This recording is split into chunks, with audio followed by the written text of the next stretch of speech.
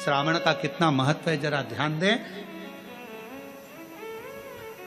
माता सती माता प्रसूति से कहती हैं कि शिव की आराधना करो। अब क्या करा जाए? लोग पूछते हैं सावन का महीना इतना प्रिय क्यों शंकर जी को? पूरी कथा का स्मरण है, आज की पूरी कथा उसी पर चली है। सावन का सोमवार क्यों प्रिय है, सावन का महीना क्यों प्रिय, उसी पर पूरी कथा है। पूरी कथा प्रियता कैसे? प्रसूति से कहा आप शिव की आराधना करो। आया समय, श्रावण के महीने के पहले आषाढ़ का महीना, बाबा के यहां पर माता प्रसूति ने पत्र भेजा, कैलाश पर निवेदन करा मेरे आतिथ्य को स्वीकार करिए। दक्ष प्रजापति के महल में पधारो, आप हमारे दामाद हैं, हमारी बेटी को लेकर आइए, आपका स्वागत है। शंकर भगवान तो नेत्र बंद कर कर बैठे हुए थे, उनका ध्यान नहीं गया कि मुझे पत्र किसने दिया। अपनी बात किसके माध्यम से पहुंचा रहे हो वो भी सोचना पड़ता है। बहुत ध्यान देना महाराज इस बात के लिए। दो तीन तरह के व्यक्ति होते हैं। कोई ऊंचे पद पर बैठा हुआ व्यक्ति है और उस तक अपनी बातों को पहुंचाना है, तो एक व्यक्ति होता है लाओ मैं तुम्हारी बात पहुंचा दूंगा, मैं तुम्हारी बात वहां तक पहुंचा दूंगा, अभी अभी पहुंचा दूंगा, तुम चिंता मत करो। दूसरा कहता है हाँ उनसे हमारी रिश्तेदारी है परंतु हम प्रयास करेंगे आपकी बात पहुंचाने का। और तीसरा व्यक्ति होता है वो तो मेरा दोस्त है, मैं अपनी बात तो तुरंत कह दूंगा। तीन तरह के लोग। अब आप अपनी बात शंकर जी तक कैसे पहुंचाएंगे ये आपके ऊपर निर्भर करता है। माता प्रसूति ने देवऋषि नारद से पत्र भेजा, भगवान शंकर ने नेत्र नहीं खोले। माता प्रसूति ने फिर पत्र पहुंचाया दक्ष प्रजापति के सेवादारों से, शिव ने नेत्र नहीं खोले। अब माता प्रसूति पत्र लेकर गई, शिव जी नेत्र बंद कर कर बैठे थे और माता प्रसूति ने वो पत्र देव ऋषि नारद को नहीं, किसी गण को नहीं, सीधे नंदी को जाकर देना चाहा। पर नंदी तो पत्र लिए नहीं, तो नंदी के कान में माता प्रसूति ने कह दिया मेरे शंकर भगवान को, मेरे दामाद को आप मेरे घर पर लेकर आओ, मेरे घर पर। नंदी ने सुना और नंदी ने सुनते सही प्रसूति तो चली गई। आज शंकर भगवान नंदी पर विराजमान मां सती के साथ भ्रमण के लिए निकले थे, भ्रमण के लिए निकले थे। और भगवान नंदी ने कह दिया आज का भ्रमण प्रभु मेरे मन है आपके ससुर के घर चलना चाहिए।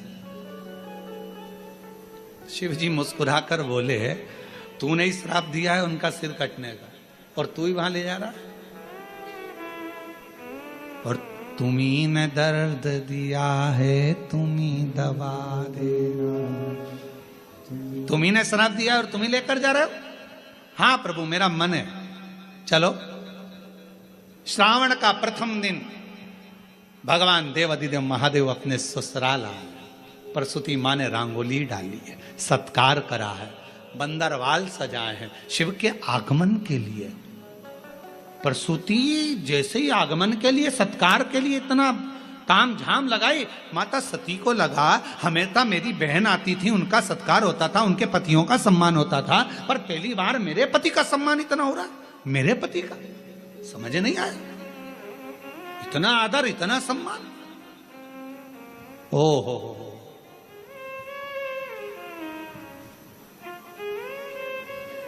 समझ में आ गया। किसी फाइल पे साइन कराना रहता है तो ही चाय बिस्कुट आते हैं। भैया भैया प्लीज एक काम कर दो ना, आप कल भोजन पर आना। भैया जी भाभी जी जरूर आना पड़ेगा, मालूम है भैया भाभी से सिग्नेचर करवाना, काम निकलवाना। भैया भैया भाभी भाभी भैया भैया भैया। सती को लगा कि मेरे पति का तो कभी आदर नहीं हुआ मेरे ससुराल, मेरे मायके में, और आज इतना आदर हो रहा है। मतलब समझने वाला विषय, सोचने वाली बात है। इतना आदर, गजब। सोचा विचार करा, क्या अंदर पहुंची, माता को देखा, माता ने गले से लगाया, सती को प्रसूति ने दामाद का तिलक करा, अंदर प्रवेश करा। प्रवेश करते से ही जब अंदर प्रवेश कराया और प्रवेश कराने पर जैसे ही अंदर लेकर गए, सिंहासन पर बिठाया, खूब सम्मान किया, खूब सत्कार। भीतर प्रवेश, सिंहासन पर बिठाया। श्रावण का महीना था, जब जब भोले बाबा जाने का कहते, प्रसूति रोक लेती, नहीं बाबा अभी नहीं जाना, रुकिए। दामाद साहब किए, खूब सेवा करी, खूब सेवा करी, खूब सेवा करी। आखिरी का दिन था, कुछ समय बचा हुआ था, जब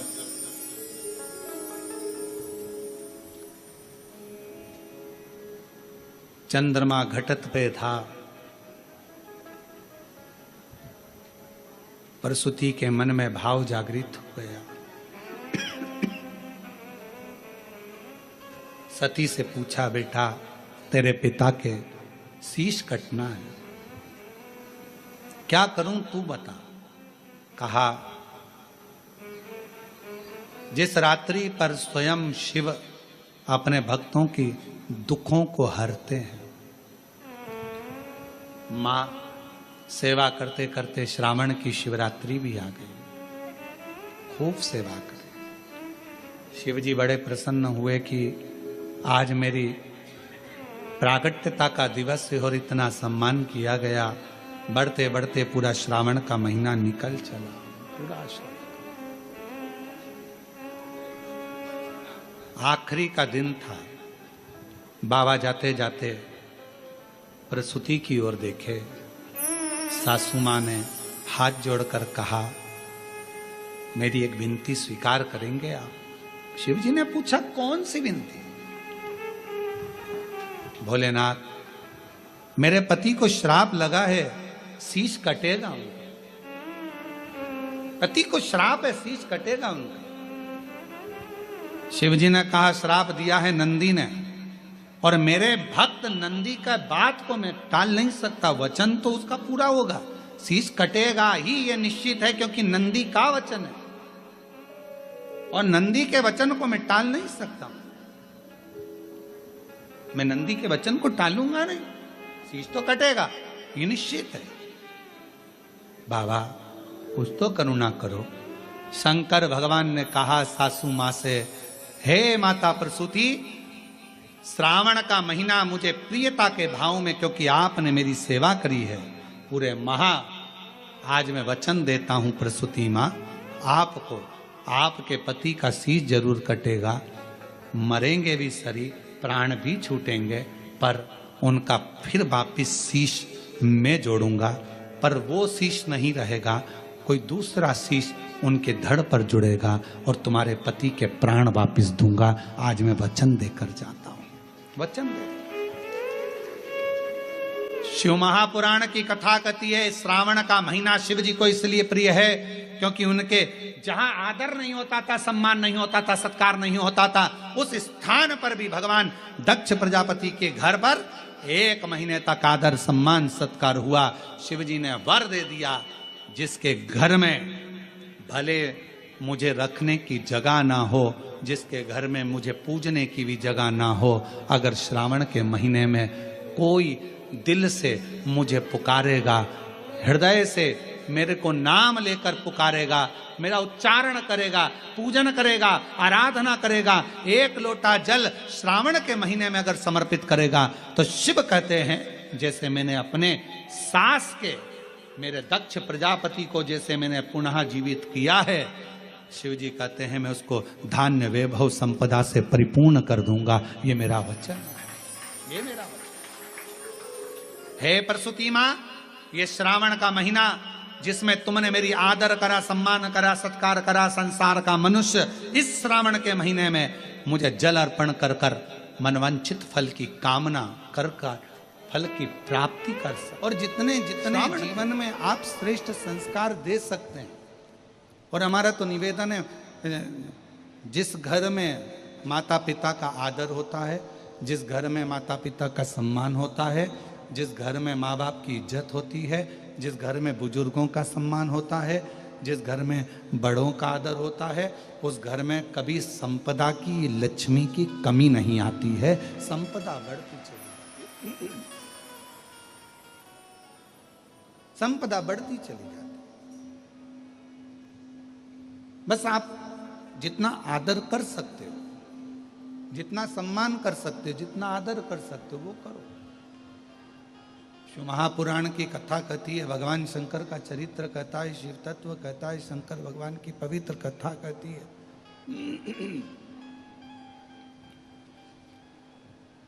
पितृलोक में जैसे ही भगवान देवाधिदेव महादेव का आगमन हुआ,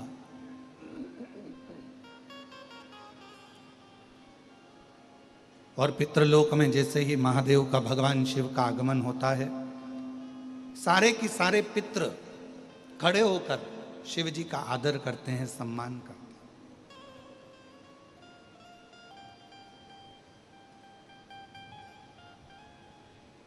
अब कितनी सुंदर बात कही है, पितृ शिव जी का आदर कर रहे हैं, शिव जी पितरों का आदर कर रहे हैं, क्योंकि हमारे धर्म पत्नी माता पार्वती जी के नाना नानी हैं।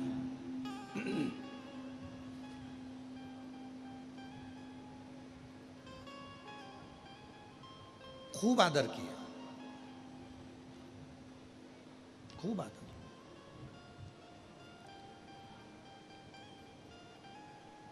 जब पितृलोक से भगवान शंकर जाने लगे, थोड़ा सावधानी से कथा सुनिएगा, बड़ी सुंदर कथा है और ना जाने कितने कितने लोगों का कल्याण करने वाली है पवित्र कथा, कितने जीवों का कल्याण करने वाली यह अविरल कथा।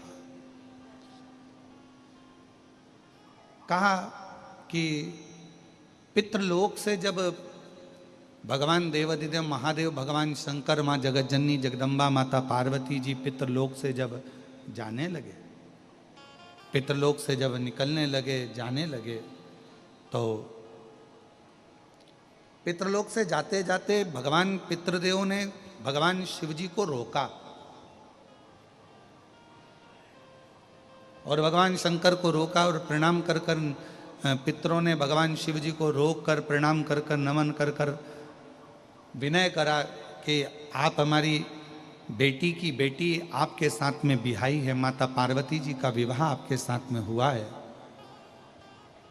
माँ जगतजननी आपके साथ में बिहाई है, आपसे एक निवेदन है कि संसार में रहने वाला मानव, दुनिया के कई लोग उनसे कहेंगे कि इनको पितृदोष लग गया, दुनिया के कई लोग कहेंगे इनको पितरों का दोष लगा हुआ है, पितृदोष लगा हुआ है, पितरों का दोष लगा हुआ है, पितृदोष लगा हुआ है। पर वो पितृदोष लगता क्यों?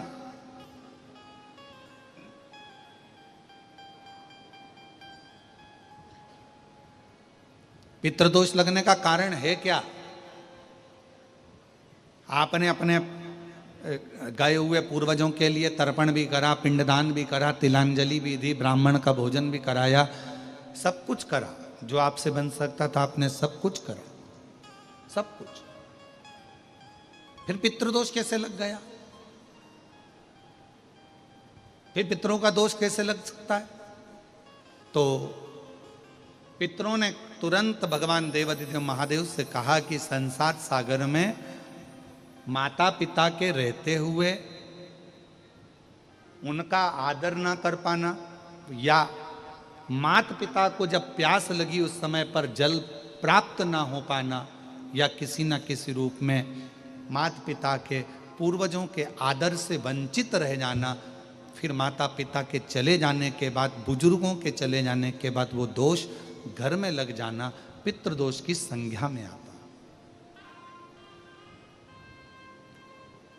और पितृदोष के 4 लक्षण सबसे प्रबल हैं। ये कोई भी अनुभव कर सकता है पितृदोष के 4 लक्षण में। पहला लक्षण है 1 रुपया कमाओ, 1.25 रुपये खर्च हो रहे हैं, समझ लेना पितरों का दोष है।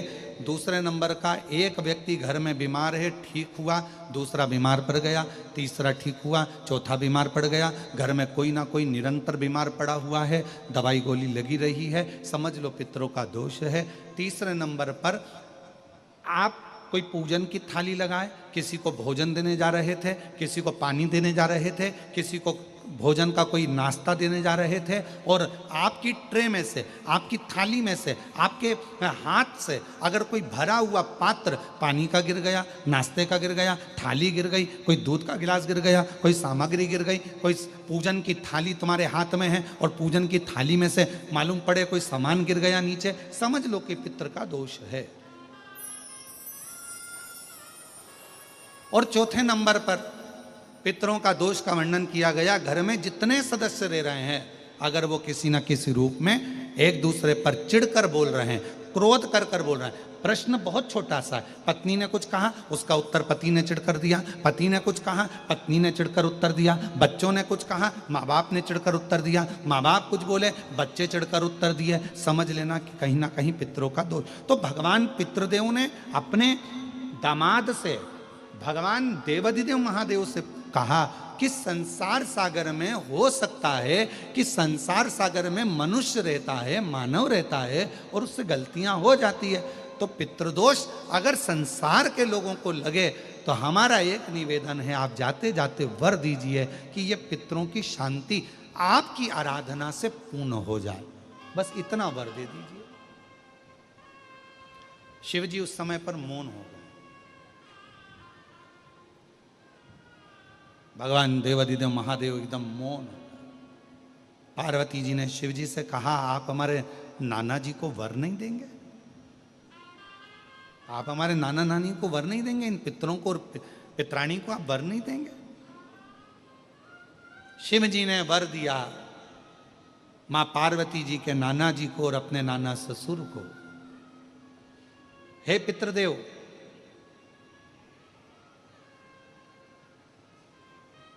मैं आपको वर देता हूं, श्राद्ध पक्ष के 16 दिन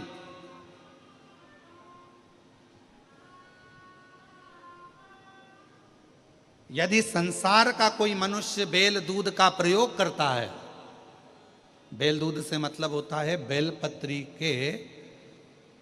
बेलपत्र के ये मध्य भाग जो होता है, बेलपत्री की जो नीचे की 2 पत्तियां जो होती है, ये 2 पत्तियां जो बेलपत्री की होती है, इस बेलपत्री की दोनों पत्तियों को शिवलिंग पर जब आप रखते हैं, शिवलिंग पर रखने के बाद में आपके हाथ में जो कटोरी में दूध है, वो दूध इन दोनों पत्तियों पर, ये पितरों के भाव से, पितृ पितराणी के भाव से, आप दोनों पत्तियों पर बेल दूध को अगर समर्पित कर रहे हैं, बेलपत्र समर्पित करने के बाद थोड़ी सी कटोरी में अगर गौमाता का दूध है और ये दोनों पत्तियों पर अगर आप अपने गोत्र से दूध चढ़ा रहे हैं, तो संसार में ऐसा कोई व्यक्ति नहीं है जिसके ऊपर पितृदोष लग जाए, पितृदोष समाप्त होकर ही रहता।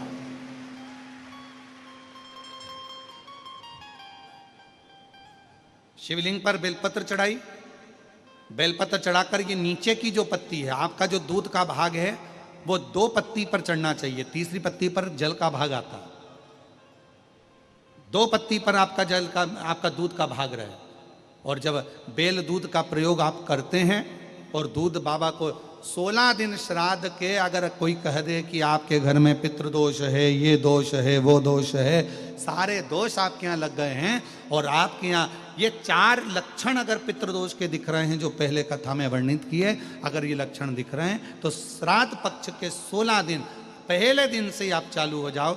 बेलपत्री शिव जी को चढ़ाया, कटोरी में या चम्मच में 2 बूंद का भी अगर दूध लेकर गए हो, थोड़ा सा भी, बस 2 पत्ती पर आपने दूध समर्पित करा और 1 लोटा जल जो तीसरे नंबर की पत्ती है उस पर समर्पित करा। आपको 16 दिन करने के बाद आपको खुद अनुभव होगा 17वें और 18वें दिन से कि मेरे घर में ऐसा लग रहा है कि सब शांति है और कोई किसी से चिढ़कर बात नहीं कर रहा, लक्ष्मी की वृद्धि अपने आप होना प्रारंभ।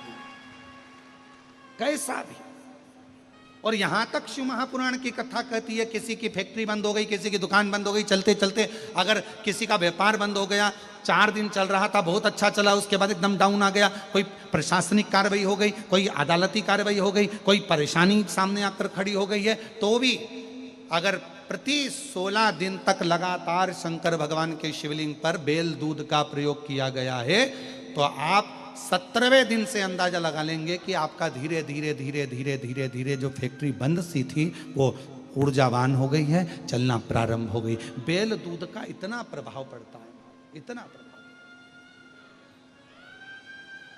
बेल दूध का इतना महत्व। शिव जी के एक पत्र है, अच्छा है, देखिए। मेरा नाम आरती राम बिराजदार, मैं पुणे से आई हुई हूं, पुणे से आई हूं और मैं यहीं पंडाल में रुकी हुई हूं। कहीं पुणे से आई हुई हो और हाथ हिला दें, अगर कहीं बैठी हो तो बेलपत्र लेने के लिए आ सकती हैं। मेरा नाम आरती राम बिराजदार, मैं पुणे से आई हूं। गुरुदेव, मुझे 2 बेटी है और 1 बेटा है मेरा। बस गुरुजी, एक ही परेशानी थी कि मेरी बेटी दोनों जन्म से ना सुन सकती हैं ना बोल सकती हैं। मेरी दोनों बेटियां ना सुन सकती हैं ना बोल सकती हैं, दोनों की ना वाणी है ना श्रवण शक्ति। गुरुदेव, पुणे के मुंबई के सारे डॉक्टरों से इलाज करवाया, पर डॉक्टरों का कहना था ये ना बोल सकेगी ना दोनों सुन सकेगी। मेरे 3 बच्चे हैं, 2 बेटी 1 बेटा। दोनों बेटियां ना तो सुन सकती हैं ना बोल सकती। तब गुरुजी इलाज करा करा कर थक गए। तब किसी ने कहा कि सियोर वाला महाराज कथा कहता है, उसने अपनी कथा में कोई उपाय बताएगा, वो तुम सुनना करना। मैंने आपका प्रदोष वाला उपाय करा, 1 लोटा जल लेकर मंदिर जाना प्रारंभ करा और बेटियों को वो जल पिलाना प्रारंभ करा। सीहोर पहुंची, वहां से कंकर शंकर की पूजन कर कर लेकर आई और आज मैं बाबा को धन्यवाद देने के लिए आई हूं कि मेरी दोनों बेटियों की वाणी भी आ गई और श्रवण शक्ति भी आ गई। मैं बाबा को प्रणाम करने के लिए, मेरी दोनों बेटियां आज बोलने भी लगी हैं, सुनने भी लगी हैं। बाबा, गुरुदेव, मेरे भोले बाबा की कृपा ऐसी हुई कि मेरी दोनों बेटियां आज, पत्र को आप लोग पढ़ते हो, एलईडी पर पढ़ रहे हो कि नहीं पढ़ रहे हो? दिख रहा है पत्र? अरे बोलो तो, एलईडी पे दिख रहा है कि नहीं दिख रहा है? दिख रहा है। गुरुदेव, भोले बाबा की कृपा से आज मेरी दोनों बेटियों की आज सुनने आ रहा है और बाबा की कृपा, शिव जी की कृपा उन पर हुई। ये शिव तत्व है। इसमें सियोर वाला महाराज कुछ नहीं करा, इसमें करा किसने? आपके विश्वास ने। और आप जो लगनता से भगवान शिव की आराधना कर रहे हो, आप जो लगनता से भगवान शंकर की पूजन कर रहे हो, अर्चना कर रहे हो, विश्वास के साथ शिव को जो जल समर्पित कर रहे हो, विश्वास के साथ जो शंकर को भज रहे हो, ये उसका प्रताप है। इसमें सियोर वाला महाराज कुछ नहीं कर रहा।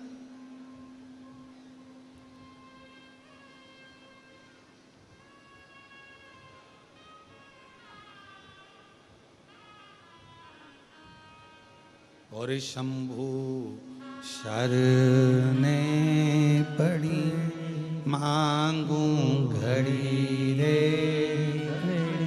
दुख काटो, दया करी ने दर्शन आपो। शंभु शरणे पड़ी, मांगू घड़ी दुख काटो, दया करीने दर्शन आपो। शिव शिव है, शंकर शंकर। पितरों ने हाथ जोड़कर कहा, भगवान देव अधिदेव महादेव भगवान शिव जी से प्रार्थना करी, निवेदन किया। संसार का मनुष्य दुनिया के लोग कहें कि ये पितृदोष है, पर उस दोष से आपकी पूजन आराधना से वो दोष मुक्त हो जाए। दोष मुक्त।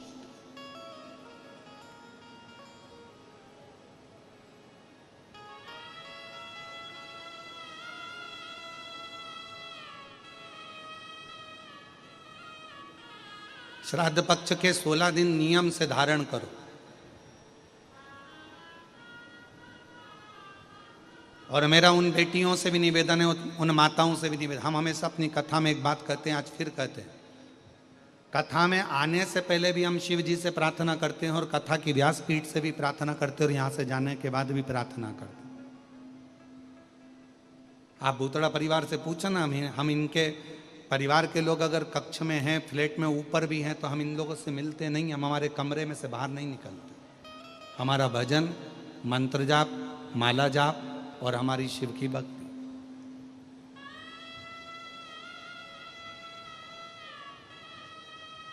और आप में से कई लोग श्री ब्रजगोपाल जी भूतड़ा जी को फोन भी लगाए होंगे कि भैया हमको मिलाओ गुरु जी से। कई भाभी को भी फोन लगाए होंगे कि दीपाली भाभी से भी कहा होगा कि गुरु जी से मिलाओ।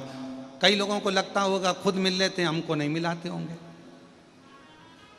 पर सत्यता तो यह है कि हम हमारे कमरे से निकलते नहीं। हमारा भजन, हमारे बाबा की पूजन आराधना, हमारा मंत्र जाप, नाम जाप, स्मरण, बस शिव भक्ति को। तो हमारा तो उन बेटियों से भी निवेदन, उन जीजियों से, हम जब भी कथा में आते हैं, हम दो बातें भगवान से कहकर आते हैं। हे प्रभु भोलेनाथ, शंभुनाथ, त्रिकालदर्शी, कैलाशी, अविनाशी, हे शिव, इतनी कृपा करना, किसी माँ की, किसी स्त्री की, किसी नारी की गोद कभी खाली मत रखना और किसी पुरुष की जेब कभी खाली मत रखना। स्त्री की गोद खाली रहती है तो उसको सुनना पड़ता है, और पुरुष की जेब खाली रहती है तो उसको सुनना पड़ता है।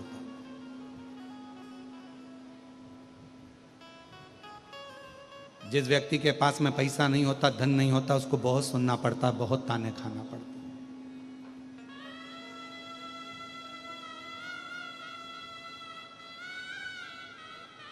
और जिस नारी के संतान नहीं होती, संतान का सुख नहीं होता, उसको भी एक पत्र है, देखिए,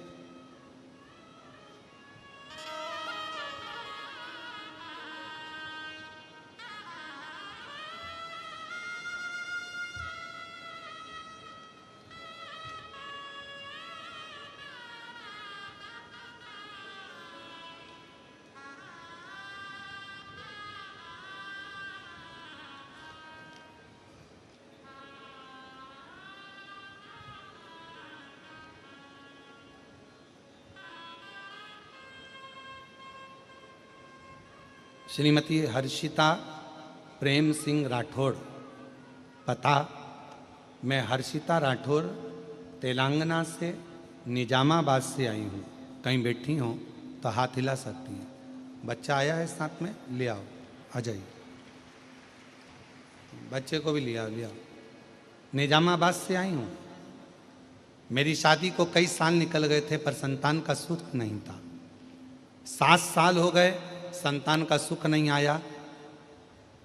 बाबा डॉक्टरों को दिखाया तो मालूम पड़ा कि मेरा यूट्यूब ब्लॉक है, मेरा ट्यूब ब्लॉक है, और मेरा ट्यूब ब्लॉक होने के कारणवश संतान का सुख नहीं प्राप्त हो सका। हैदराबाद के बड़े बड़े हॉस्पिटल में जांचें कराई गई, बताया गया, पर संतान का सुख नहीं आया। गुरुदेव, फिर ऑपरेशन का बोला गया जिसमें पैसे लाखों रुपए लगना थे, पर इतना अरेंजमेंट होना कठिन था। तब घर वालों को किसी ने बताया कि पशुपतिनाथ का व्रत करो, और पशुपतिनाथ का व्रत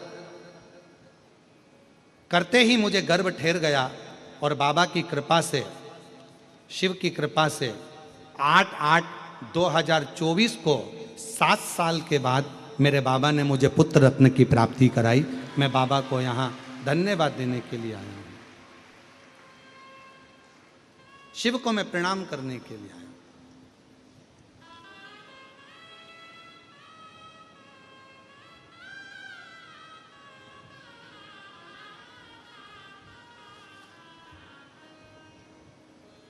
एक विश्वास, एक भरोसा, एक दृढ़ता शिव के करीब में लेकर जाती है, शंकर भगवान के पास। पितरों ने कहा कि हम हमारे इस पितृदोष से संसार सागर की मुक्ति हो, मोक्ष हो, ऐसा कोई फल केवल देव अधिदेव महादेव ने बेल और दूध का जो प्रयोग है, उस प्रयोग का साधारण फल नहीं है, बहुत फल। और श्राद्ध पक्ष में मेरी जीजियों से निवेदन है, मेरी बेटियों से, मेरी माताओं से, अगर तुम्हारे घर में 25 साल तक भी औलाद नहीं हुई, 20 साल हो गए, 25 साल हो गए, 30 साल हो गए, 28 साल हो गए, 15 साल भी हो गए, 10 साल भी हो गए और संतान का सुख नहीं है, तो श्राद्ध पक्ष में प्रतिदिन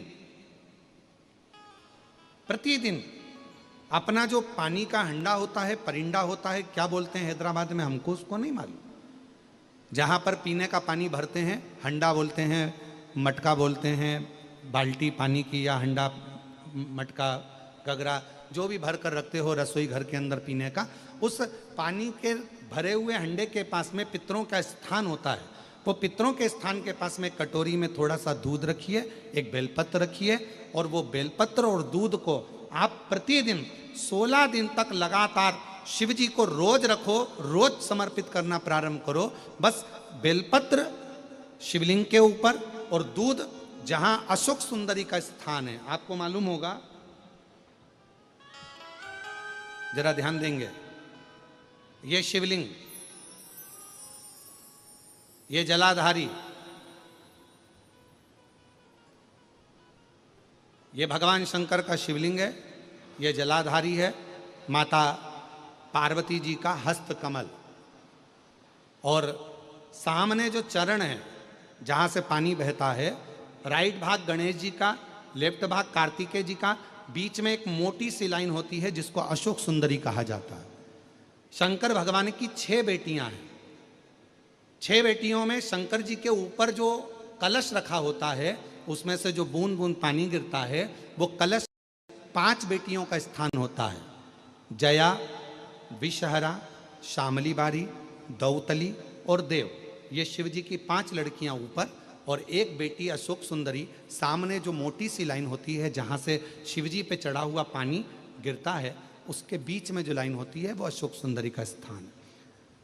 तो जिसके यहाँ संतान का यदि सुख नहीं है तो 16 दिन एक प्रयास करें, तुम रुकेश्वर महादेव का नाम लेकर, तुम रुकेश्वर महादेव का नाम लेकर शंकर जी के ऊपर तो चढ़ाएं बेलपत्र, जो तुमने परिंडे के पास, हंडे के पास रात्रि को रखा है, 16 दिन के रोज एक बार रखो और रोज एक बार चढ़ाओ।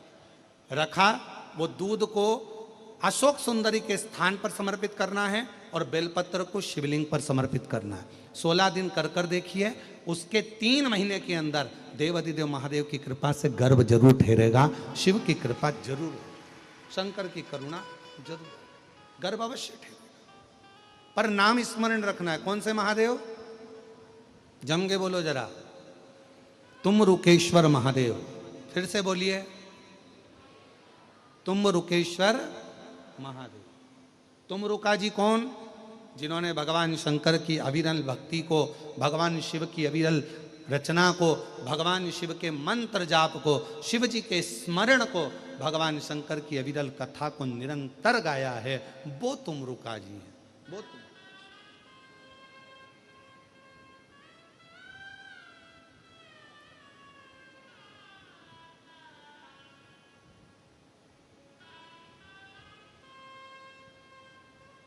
और लगन लगी त्रिपुरारी से, मैं उनकी हो गई।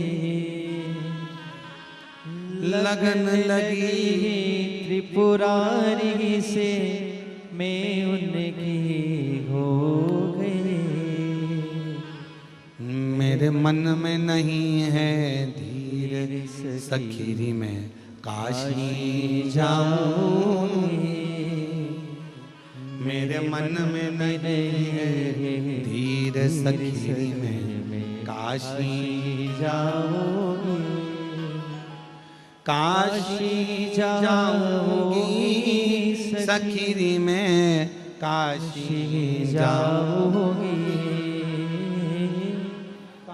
काशी जाओगी सखी मैं काशी जाओगी, मेरे मन में उठी है प्रणाम करो बाबा। धीर सखी मैं प्रणाम करो। काशी जाओगी, शंभो मेरे मन में नहीं है धीर सखी मैं काशी जाओगी, काशी जाओगी सखी मैं काशी जाओगी, काशी जाओगी सखी मैं काशी जाओगी, मेरे मन में उठे पीर सखी मैं काशी जाओगी। वो पूना वाली जो दीदी का पत्र पढ़ा था, इनकी बहन है और तीनों ही बच्चों को सुनाई भी नहीं देता था, बोल भी नहीं पाते थे, पर बाबा की कृपा से दोनों लड़कियों ने बोलना और सुनना चालू कर दिया और अब बेटे को भी धीरे धीरे सुनाई देना प्रारंभ हो गया। एक बार जोरदार ताली बजाकर साथ दीजिए।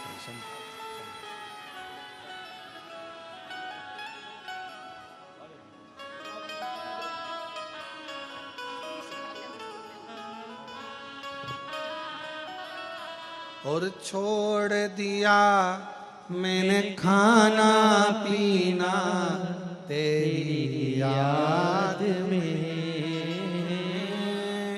छोड़ दिया मैंने खाना पीना तेरी याद में, मेरे मन में नहीं है धीर सखीरी में काशी जाओगी, काशी जाऊंगी सखी में सीहोर जाओगी, काशी जाओगी सखी मैं सीहोर जाओगी, मेरे मन में नहीं है धीर सखी में काशी। काशी जाओगी। पितरों ने वर दे दिया, शिव जी ने वर दे दिया पितरों को, पितृ प्रसन्न हो गए, प्रसन्न।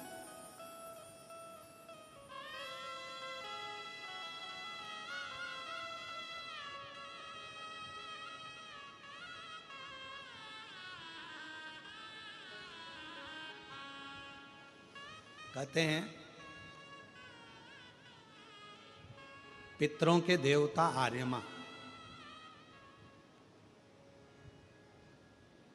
शिव जी को जैसे ही जल चढ़ता है, भगवान शंकर को जैसे ही जल चढ़ा और जल चढ़ते से ही पितरों के देव आर्यमा प्रसन्न होकर नाचने लगते हैं। इतनी प्रसन्नता शिव जी के जल की महत्वता, इतनी।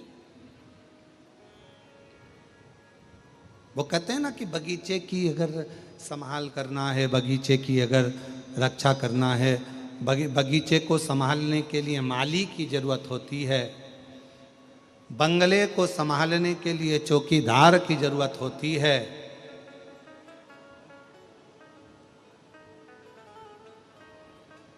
और अपनी जिंदगी को संवारने के लिए एक लोटे जल की जरूरत होती है। एक लोटे।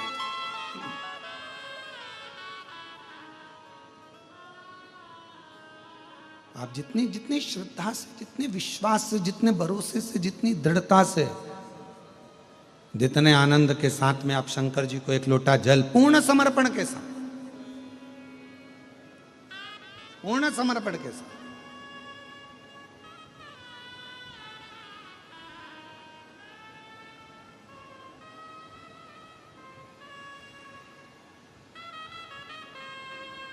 और पूर्ण श्रद्धा और पूर्ण विश्वास के साथ में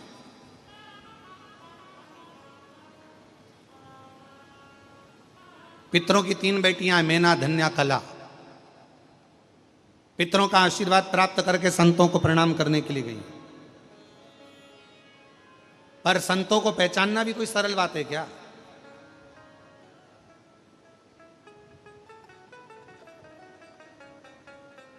एक सच्चा संत, एक सच्चा साधु, एक सच्चा तपस्वी, साधक, उपासक, एक श्रेष्ठ ब्राह्मण, एक संत, एक साधु, एक तपस्वी, एक सच्चा भक्त अपने मुख से कभी भी तुमने ज्यादा दिया तो ठीक, कम दिया तो ठीक, कैसा दिया तो ठीक, सच्चा यदि एक ब्राह्मण होगा, सच्चा यदि एक संत होगा, सच्चा यदि एक साधक होगा, सच्चा यदि एक साधक होगा, तपस्वी होगा, साधु होगा, तो वो कभी भी तुम्हारे कम देने पर या ज्यादा देने पर ऐसा नहीं कि तुमने ज्यादा दे दिया तो ज्यादा वर प्रदान कर दिया, कम दिया तो कम वर प्रदान कर दिया। ना ना ना, सच्चा साधु, सच्चा सन्यासी, तपस्वी, साधक, उपासक, ब्राह्मण कभी कम और ज्यादा से रुष्ट नहीं होता।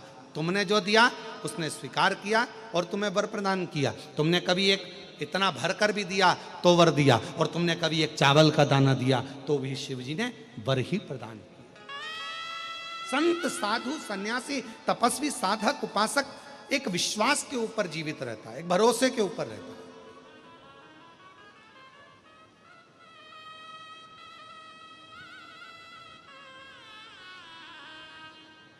आज के ज़माने में लोग ब्राह्मण की बहुत ज़्यादा हंसी उड़ाते हैं, कहते हैं ब्राह्मण को तो धन की जरूरत होती है, ब्राह्मण को संपदा की जरूरत होती है। ना ना, ब्राह्मण को मान और सम्मान की जरूरत होती है।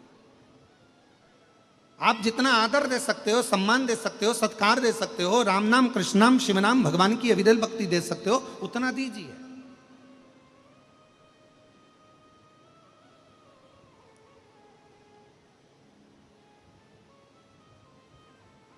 ब्राह्मण सबसे ज्यादा प्रसन्न, ब्राह्मण सबसे ज्यादा खुश कब होता है? जब उसका यजमान फैक्ट्रियों का मालिक बनता चले जाता है, दुकानों का मालिक बनता चले जाता है, उसका वंश बढ़ता चले जाता है, उसका आनंद बढ़ता चले जाता है, तो ब्राह्मण प्रसन्न होना चालू हो जाता है। प्रसन्नता है उसकी खुशी ही यही है। सर्वे भवन्तु सुखी, सब सुखी रहे।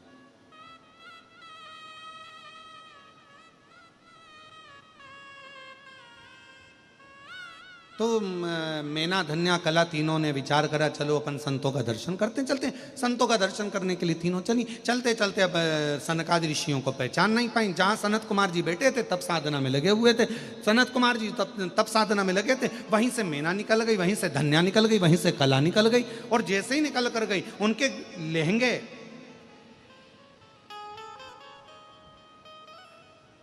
रत्नों से जड़े हुए थे।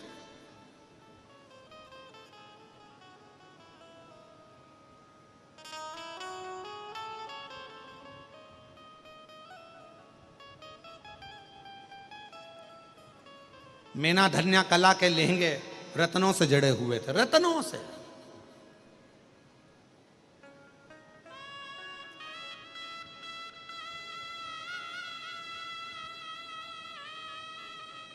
अब आज का जमाना तो गया, पुराना जमाना। कभी तुम अपनी अपनी सासुओं से पूछना, दादी सास से पूछना, उनके पास में पहले एक साड़ी हुआ करती थी जो सोने के तारों से बुनी हुई हुआ करती थी।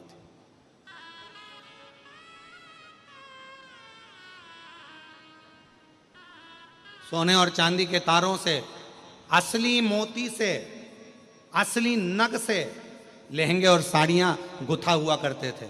मेना, धन्या, कला तीनों जा रही थी, उनके लहंगे की चोट सनत कुमार की जंघा पर आ गई, क्योंकि निकल कर जा रही थी और बेटे तप में लीन थे। इनको लगा कि ये तो बाल्यावस्था वाले बच्चे दिखते हैं, छोटे दिखते हैं, ये समझ नहीं पाई और उनको चोट लग गई। इतने में सनत कुमार को क्रोध आ गया और सनत कुमार जी उठकर तुरंत खड़े होकर बोले, ए मेना, धन्या, कला, पितरों की तीन बेटियों, तुमने एक संत का अपमान करा है और हम तुम्हें श्राप देते हैं कि मृत्यु लोक में तुम्हें जन्म लेना पड़ेगा। तीनों रोने लगी, आंखों से आंसू बहने लगे कि हमें पितृलोक छोड़कर मृत्यु लोक में आना पड़ेगा।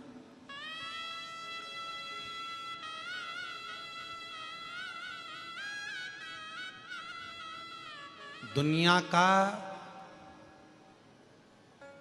पूरे देवताओं में भी सबसे सुंदर लोक होता है पितृलोक। सबसे सुंदर लोक अगर कोई सा है तो पितृलोक है। क्यों? कोई तुमसे पूछे कि पितृलोक, महाराज जी सीहोर वाले महाराज ने कहा कि सबसे सुंदर लोक पितृलोक होता है, क्यों ऐसा क्यों वर्णन किया गया? उसका शास्त्र प्रमाण देता है, वर्णन करता है कि बैकुंठ में भगवान नारायण रहते हैं, ब्रह्मा ब्रह्म लोक में रहते हैं, इंद्र इंद्र लोक में रहते हैं, सारे देवता अपने अपने लोकों में निवास करते हैं। पर कोई भगवान विष्णु जी से पूछे कि सबसे ज्यादा क्या आप बैकुंठ में रहते हो, कोई भगवान विष्णु जी से पूछे क्या सबसे ज्यादा आप स्वर्ग में रहते हो, भगवान नारायण कह देंगे नहीं नहीं नहीं नहीं, मैं स्वर्ग में नहीं रहता, मैं बैकुंठ में नहीं रहता। तो भगवान विष्णु से पूछा गया तुम सबसे ज्यादा कहां रहते हो, तो कहा भगवान नारायण अपने विष्णु पुराण के शस्त्र में वर्णन आता है, विष्णु पुराण वर्णन करती है, कुर्म पुराण वर्णन करती है, ब्रह्म विवर्त पुराण वर्णन करती है कि सबसे ज्यादा अगर कोई भगवान नारायण से पूछे कि तुम रहते कहां हो, तो भगवान नारायण कहते हैं कि संसार के लोग पृथ्वी पर मृत्यु लोक में जो भगवान की कथा करवाते हैं, और कथा करवाने वाला जो जजमान होता है उसके जो पितृ होते हैं वो पितृ लोक में रहते हैं। तो मैं उन पितरों के पास बैठकर शिव महापुराण की कथा को श्रवण करता हूं, भागवत कथा को श्रवण करता हूं, राम कथा को श्रवण करता हूं। भगवान नारायण कहते हैं सबसे ज्यादा समय मेरा पितृलोक में निकलता है, इसलिए शास्त्र कहता है सबसे सुंदर लोक अगर कोई सा है तो वो पितृलोक है, जहां पर मेरे भगवान नारायण बैठकर कथा का रसतत्व, जैसे आज ये भूतड़ा परिवार कथा करा रहा है, श्री ब्रजगोपाल जी भूतड़ा जी के इस परिवार ने कथा कराई, अब ब्रजगोपाल जी भूतड़ा जी कथा करा रहे हैं, इनके परदादा परदादा के भी परदादा 71 पीढ़ियों को जो पितृलोक में विराजमान है, आप कथा यहाँ शमशाबाद की भूमि पर बैठकर सुन रहे हो, पंडाल में बैठकर सुन रहे हो, पर जितने भी शिव भक्त इस कथा को पंडाल में बैठकर सुन रहे हैं, इन सब के पितृलोक में बैठकर शिव महापुराण की कथा को सुन रहे हैं और उनके साथ भगवान नारायण बैठे हुए। आपके साथ कौन बैठा है कथा सुनने के लिए, तो कहा मेरी धर्मपत्नी बैठी है। फिर कौन बैठा है, तो कहा हमारे पिताजी बैठे हैं। फिर कौन बैठा है, तो क्या हमारे दादाजी बैठे हैं। जैसे तुम्हारे साथ में तुम्हारे दादा, तुम्हारे पिता, तुम्हारे सास, तुम्हारे ससुर, तुम्हारे नाती, तुम्हारे रिश्तेदार तुम्हारे साथ बैठकर कथा श्रवण करते हैं, उसी तरह पितृलोक में भगवान नारायण के साथ में 33 कोटि देवता पितृलोक में रहकर भगवान की अविरल कथा को श्रवण कर कर जब भगवान की कथा पूर्ण होती है, कथा पूर्ण होने पर जब हम कर्पूर गौरम कर्णावतारम बोलते हैं, आरती पूर्ण होने पर जब सब जाने लगते हैं, तब भगवान नारायण हमारे पूर्वजों के, हमारे पितरों की पीठ पर हाथ रखकर कहते हैं, देख तेरे बच्चे ने क्या कथा कराई है, तेरी बेटी ने, तेरे नाती ने, तेरे पंती ने क्या कथा कराई है, मेरा वर उनको प्रदान करते हैं। ये पितृलोक का सुख है।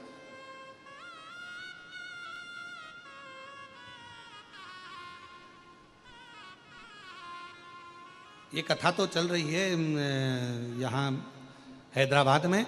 जब इसके बाद में जो कथा है वो 1 तारीख से 7 तारीख तक सीहोर की जो हमारी गादी की कथा होती है वो होगी। 7 को पूरी होने के बाद 9 तारीख को भीलवाड़ा राजस्थान में जो कथा होगी पितृपक्ष श्राद्ध पक्ष में, आस्था चैनल पर भी वो आएगी। तो उस कथा को जरूर सुनना, वो या तो 1 बजे से रहेगी या 2 बजे से, तो कुछ उसका कथा का समय रहेगा, वो हम अभी आपको बता देंगे। तो उसको भी जरूर सुनना, वो पितरों के ऊपर ही निर्भर रहेगी पूरी कथा। उसका नाम ही पितृशिव महापुराण कथा रहा, उसको सुनना बड़ा सुंदर बताओ।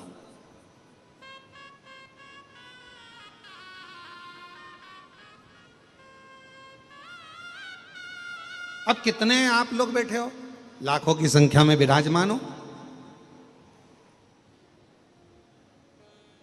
परसों के दिन श्री ब्रजगोपाल भूतड़ा जी कह रहे थे, हमको तो गुरुजी सोचा ही नहीं था कि इतने हैदराबाद में इतने सारे शिव भक्त कथा श्रवण करने आएंगे, इतना हमने कभी नहीं सोचा था गुरुजी। तो हम ब्रजगोपाल भैया से कहेंगे कि आपके भीतर विराजमान शिव भक्ति है और ये शिव भक्तों का मेला है, ये तो बाबा की कृपा है जो ये सब शिव कथा को श्रवण करने के लिए, ये शिव भक्ति है।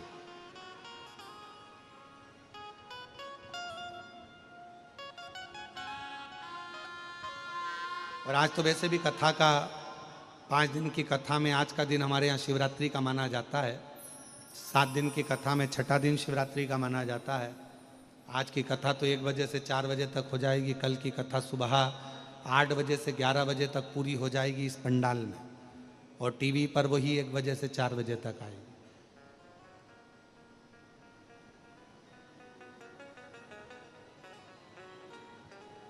रसतत्व ग्रहण करे। पितृलोक बड़ा सुंदर लोक है, बड़ा सुंदर।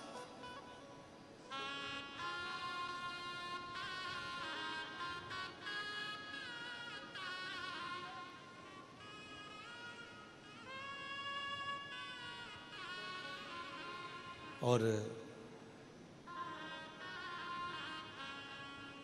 मैना धन्या कला तीनों को श्राप लगा, रो रही हैं, आंखों से आंसू बह रहा, जल बह रहा। ध्यान गया,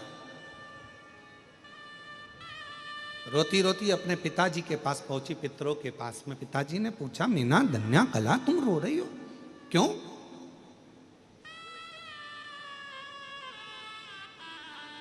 तुम्हारे रोने का कारण क्या है? क्यों रो रही हो? किस लिए रो रही हो? तुम्हारी आंख में आंसू क्यों है?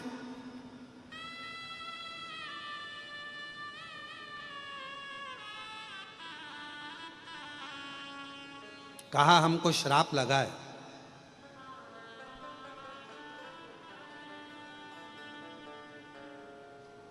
और सनत कुमारों ने श्राप दिया। पितरों को बड़ा आश्चर्य लगा कि हमारी बेटियां तो प्रणाम करने के लिए गई थी, और हमारी बेटियां जब प्रणाम करने के लिए संतों को गई थी, ऋषिवर को गई थी, और उनको श्राप लग गया, तो ये तो बड़ा विचित्र बात हो गया। कभी कभी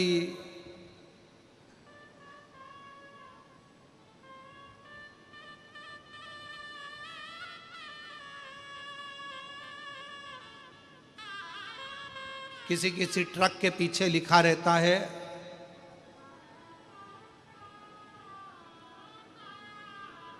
बुरी नजर वाले तेरा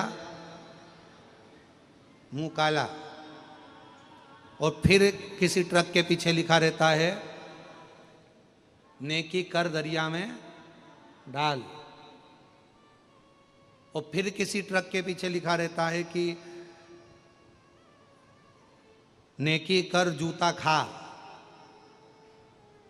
ये भी लिखा रहता है कि आप किसी का भला कर रहे हो और वो सामने वाला व्यक्ति आपको जूता दे रहा है, अपशब्द कह रहा है, ताने दे रहा है, गालियां दे रहा है।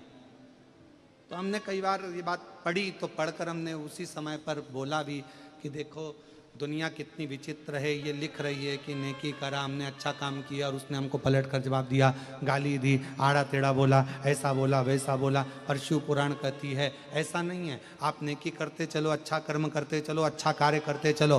दुनिया कुछ भी कहे, आग लगे बस्ती में, जम के तो बोलो अपन रहो मस्ती में। क्या किसको रोइए, चादर तान के सोइए। अपने को क्या करना, अपन तो अपना कर्म करते चलो, कुछ अच्छा कर्म करते चलो। मिला है मानव का शरीर, कुछ अच्छा करिए।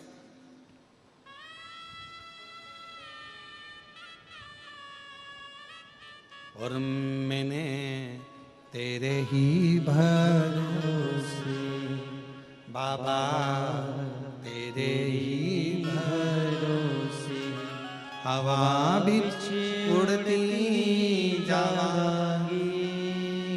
बाबा डोर तो छड़ना में कटी जावांगी। भोले मैं तेरी भगत, शंभु मैं तेरी भगत, हवा बिच उड़ती जावांगी। बाबा डोर डोर तो छड़ना में कटी जावांगी। आप तो अपना कर्म अच्छा करो, अच्छा कर्म करते चलो, फिर आगे भगवान की मर्जी, कुछ दे ना दे, क्या करे, ये उसके ऊपर निर्भर करता है। पितरों को लगा हमारी बेटियां प्रणाम करने गई थी, हमारी बेटियां सनत कुमारों को नमन करने गई थी, हमारी बेटियां नमन करने के लिए गई थी, और उनको श्राप लग गया। पितरों ने कहा कोई बात नहीं, चिंता मत करो, श्राप लगा है ना, कोई बात नहीं। पितर उसी समय पर भगवान नारायण के पास पहुंचे, और भगवान विष्णु जी से उन्होंने पूछा, प्रभु हमारी बेटियां तो अच्छा कर्म करने के लिए जा रही थी, हमारी बेटियां तो अच्छा कार्य करने के लिए जा रही थी और हमारी बेटियों को श्राप लग गया, ये श्रेष्ठ है क्या? भगवान नारायण मुस्कुराकर बोले, कभी कभी श्राप भी कुछ अच्छा करने के लिए लगता है। कभी कभी मान लो अगर कुछ तकलीफ आई है, कुछ कष्ट आया है, तो कुछ अच्छा करने के लिए आया होगा। रेस का घोड़ा देखा है आप लोगों ने? हैदराबाद है तो यहाँ तो वैसे भी वो रेस के घोड़े वगैरह तो होते ही होंगे, रेस करते होंगे। यहाँ पर हैं क्या? यहाँ है? अरे जम के तो बोलो जरा। है? रेस का जो घोड़ा होता है ना, उसको नहीं मालूम कि मुझे रेस में उतारा गया है। रेस के घोड़े को नहीं मालूम कि मुझे रेस में उतारा है। रेस के घोड़े को तो ले जाकर खड़ा कर दिया जाता है मैदान में, बैठ जाता है ऊपर एक व्यक्ति और दे हंटर रेस के घोड़े को खूब मारा जाता है। दुनिया के लोग कहते हैं रेस जीत रहा है, रेस जीत रहा है। रेस नहीं जीता, उसके शरीर में तकलीफ हो रही है, कष्ट हो रहा है, उसको कोड़े से मारा जा रहा है। वो कष्ट उसको हो रहा था तो भाग रहा था, इतना कष्ट, भागता गया भागता गया भागता गया और आखिरी में वो जीत गया।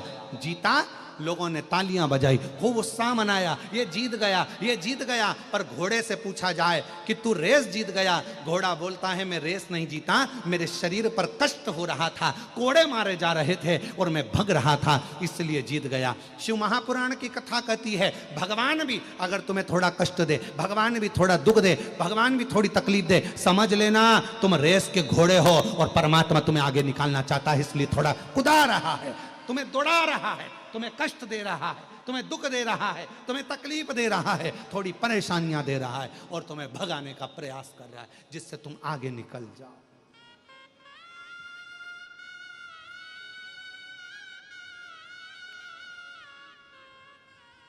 दुखी नहीं होना है, दुख आया प्रसन्न रहिए, प्रसन्न।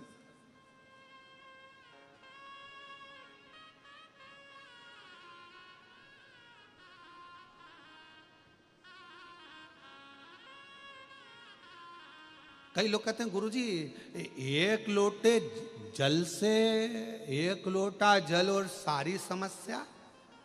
अरे बोलो तो जम के, सारी समस्या हल एक लोटा जल से हो जाता है? हमने कहा क्यों नहीं होता। एक फोन लगाने से जब पुलिस आ जाती है, एक फोन लगाने से जब एम्बुलेंस आ जाती है, एक फोन लगाने से डॉक्टर आ जाता है, एक फोन लगाने से अध्यक्ष खड़ा हो जाता है, तो एक लोटा जल से शंकर क्यों नहीं खड़ा हो सकता? एक लोटा जल सारी समस्या का एक ही तो। और आजकल तो एक फोन से ओला भी आ जाती है।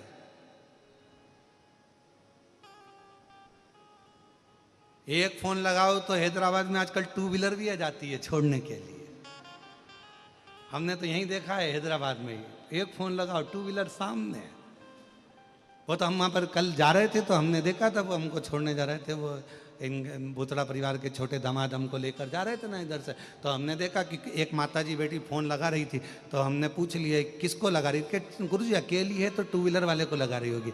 आजकल टू व्हीलर भी आ जाती है, फोन लगाओ टू व्हीलर आ जाती है। हमने कहा ऐसे आ जाती है? हाँ बस नंबर सही होना चाहिए। अगर नंबर सही है तो ओला भी आएगी, नंबर सही है तो एम्बुलेंस भी आएगी, नंबर सही है तो पुलिस भी आएगी, नंबर सही है तो टू व्हीलर भी आएगी, और अगर विश्वास सही है तो शिव भी आएगा एक लोटे जल के बल पर। आपका विश्वास भी तो दृढ़ होना चाहिए, आपका भरोसा भी तो दृढ़ होना चाहिए। एक पत्र है, अच्छा है, देखिए।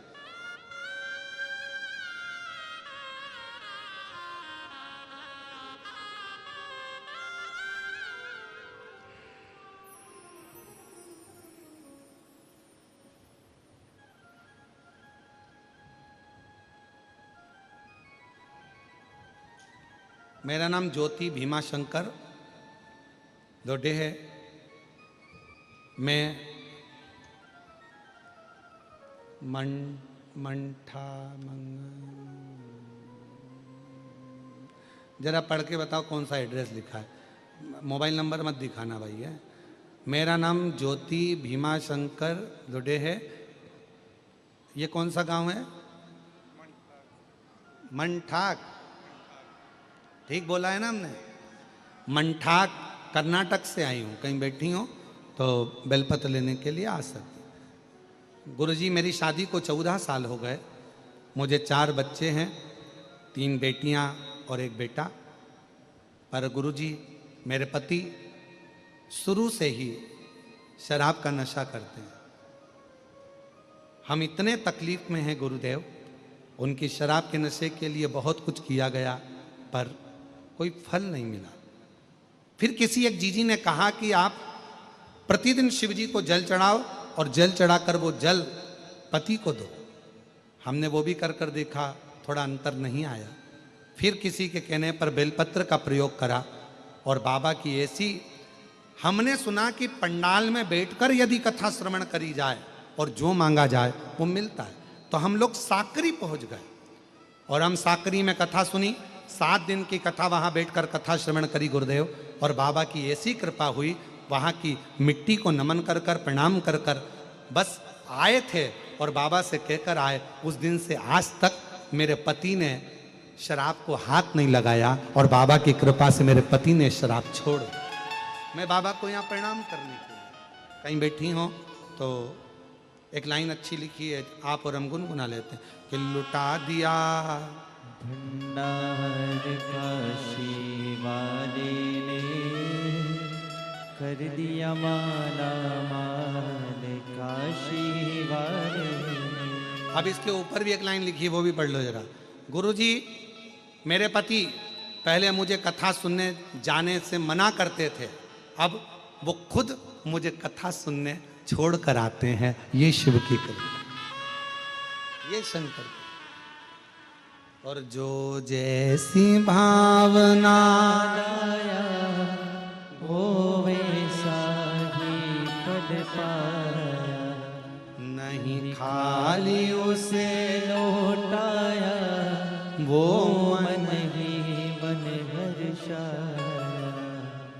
और कर दिया माला माल काशी वाले ने, लुटा दिया भंडार काशी वाले ने, लुटा दिया भंडार काशी वाले ने, कर दिया माला काशी। काशी वाले ने। जो जैसी भावना लाया वो वैसा ही फल पाया, जो जैसी भावना लाया वो वैसा ही फल पाया, नहीं खाली खाली उसे लौटाया वो मन ही मन हर्षाया। नहीं खाली उसे लौटाया वो मन ही मन हर्षाया। और कर दिया माला